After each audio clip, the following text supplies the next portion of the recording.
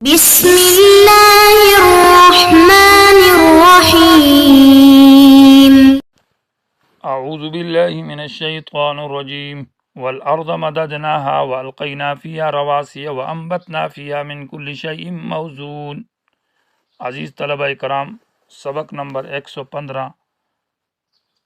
سورہ حجر آیت نمبر 19۔ سورہ حجر کے اندر یہ سورت کا دوسرا حصہ ہے جس میں دلائل عقلیہ کا ذکر ہے۔ پہلا حصہ میں ترغیب الی القرآن جو آیت نمبر 15 تک تھا، اور اس میں دعوی کا ذکر تھا جو تمنا المجرمین وقت العذاب، اور اس کے بعد زجرات تھے مسلسل رسول اور قرآن کے انکار پر اور مشرکین کے ایمان نہ لانے پر اور معجزات مانگنے پر۔ وَلَقَدْ جَعَلْنَا فِي السَّمَاءِ بُرُوجًا وَزَيَّنَّاهَا لِلنَّاظِرِينَ کی آیت نمبر 16 سے ابھی دلائل عقلیہ کا ذکر ہے پورے رکوع کے اندر، اور ان دلائل کا حاصل یہ ہے کہ کارساز اور متصرف بھی اللہ ہے اور عالم الغیب بھی اللہ ہے، اور اللہ تبارک و تعالی کی کارسازی کے اوپر دلائل قائم ہے اور اللہ کے عالم ہونے پر بھی دلائل قائم ہے۔ تو یہ دلائل توحید ہے، گویا کہ عقلی دلائل بھی موجود ہے اور معجزہ بھی ہے جو کہ انا نحن نزلنا الذکر و انا لہ لحافظون قرآن مجید۔ تو معجزہ بھی موجود اور دلائل عقلیہ بھی موجود، لیکن یہ لوگ ایمان نہیں لاتے۔ اصل وجہ یہ ہے کہ ان کے اندر ضد ہے، حسد ہے، اور یہ ایمان لائیں گے نہیں۔ والارض مددناہا، اور زمین کو ہم نے پھیلایا، والقینا فیہا رواسیا، اور ڈالے اس کے اندر پہاڑ، وانبتنا فیہا من کل شیء موزون، اور ہم نے اگایا اس کے اندر ہر چیز کو ایک خاص اندازے پر، وجعلنا لکم، اور پیدا کیا تمہارے لیے زمین میں معیشہ زندگی کے اسباب، اور ہم نے ان کو بھی روزی دی، لستم لہو برازقین، جن کو تم نہیں روزی دے سکتے۔ وَإِن مِّن شَيْءٍ، اور نہیں ہے کوئی بھی چیز، إِلَّا عِندَنَا، مگر ہمارے پاس خزائنہ، اس کے خزانے ہیں، وَمَا نُنَزِّلُهُ إِلَّا بِقَدَرٍ معلوم، اور ہم نہیں اتارتے ہر چیز کو مگر ایک خاص اندازے سے جو مقرر ہے۔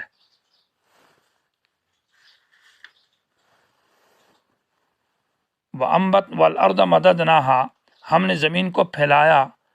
اور اس سے مراد یہ ہے کہ ایک خاص مقدار مراد ہے۔ اللہ تبارک و تعالی نے زمین کو پھیلا دی، اگرچہ وہ ہمیں پھیلی ہوئی نظر آتی ہے لیکن حقیقت میں گول ہے، اور یہ اس کے منافی نہیں ہے، اس پر پہلے بات ہو چکی ہے۔ وَأَلْقَيْنَا فِيهَا، اور ہم نے رکھا اس زمین کے اندر، ڈال دیا، رواسیہ جمع راسیہ معنی مضبوط پہاڑ جو گاڑے گئے ہیں، مضبوطی کے معنی میں یہ ہے۔ وَأَنبَتْنَا فِيهَا مِن كُلِّ شَيْءٍ موزون، اور اگایا ہم نے زمین کے اندر، فیہا اس زمین میں، یا فیہا زمین پہاڑوں کی طرف لوٹے، دونوں احتمال ہے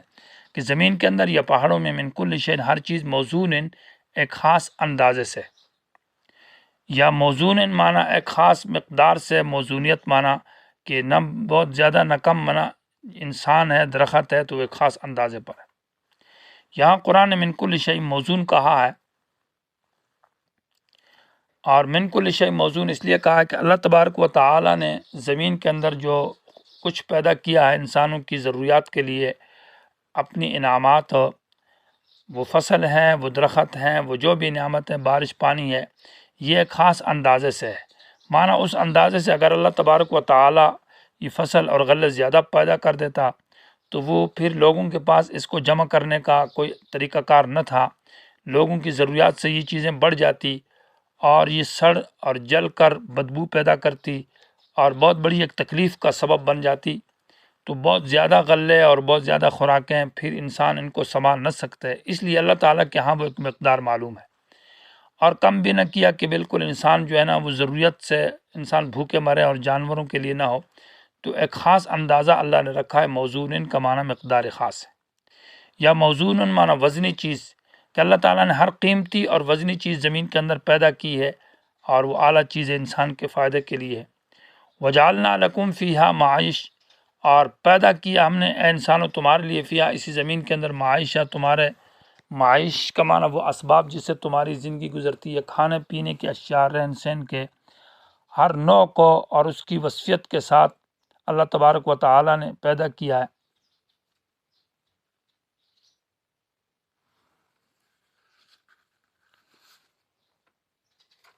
ومن اور ہم نے پیدا کیا ان لوگوں کے لیے بھی اس مخلوق کے لیے بھی روزی کہ لستم لہو برازقین جن کو تم روزی دینے والے نہیں ہیں، مانا تمہارے جانوروں کے لیے بھی ہم نے خوراک پیدا کی ہے اور اس کا چارہ اور اس کا گھاس جن کو تم خوراک نہیں دے سکتے۔ یا من لستم لہو سے فرشتے مراد ہے کہ وہ فرشتے جن کو تم روزی نہیں دیتے ان کے لیے بھی خوراک ہم نے پیدا کی، ان کو بھی ہم نے پیدا کیا ہے۔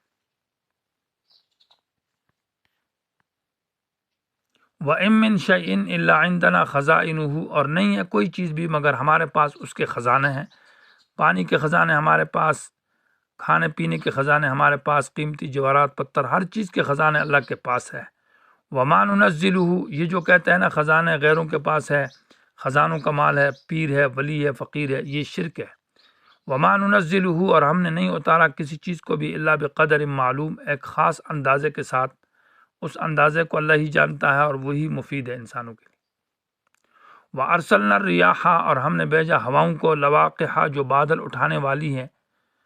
فَأَنزَلْنَا مِنَ السَّمَاءِ پس ہم نے برسایا بادلوں سے ماءً پانی، فَأَسْقَيْنَاكُمُوهُ ہم پلاتے ہیں تم کو یہ پانی،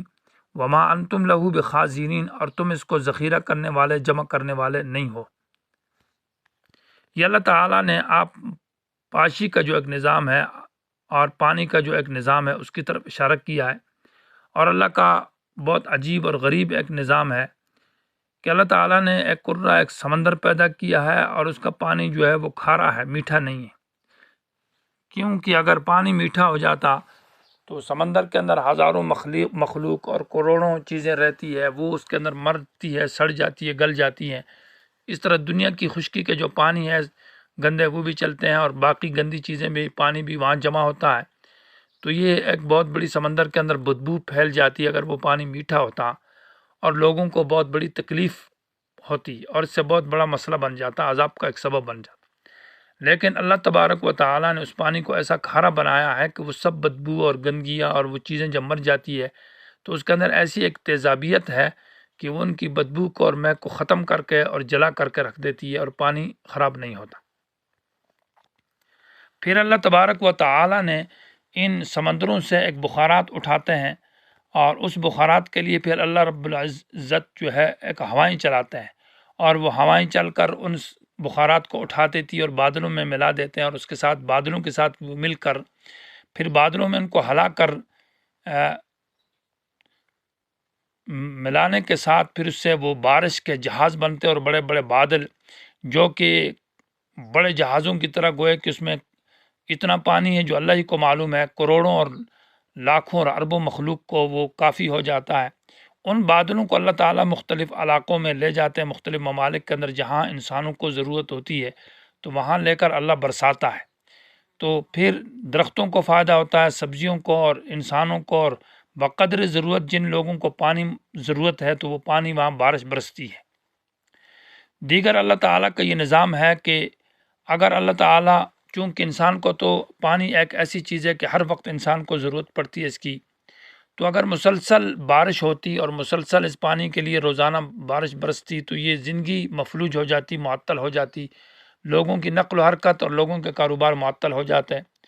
تو اس طرح تو اللہ تبارک و تعالیٰ نے نہیں کیا۔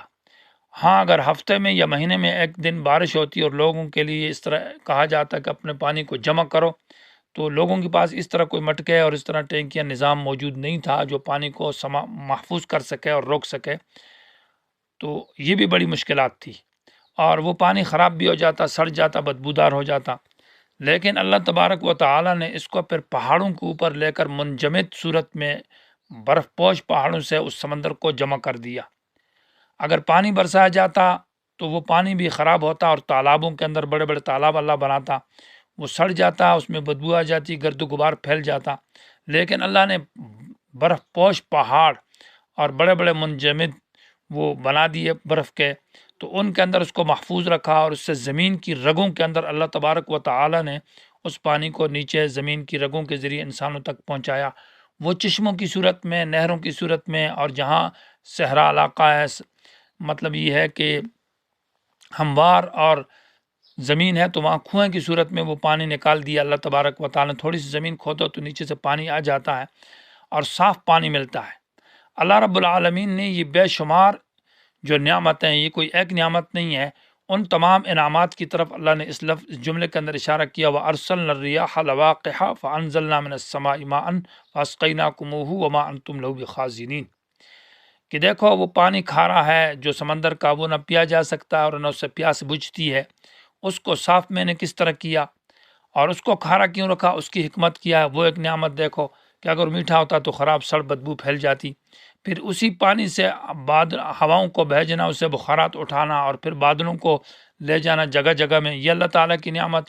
پھر ان کو نقد بارش کی صورت میں برسانا، یہ اللہ کی نعمت، جہاں وقتی طور پر فصل اور کھیتی اور درختوں کے لیے ضرورت ہے، اور پھر آئندہ کے لیے ذخیرہ کرنے کا پہاڑوں میں جو برف برسانا، اس کو دیکھو،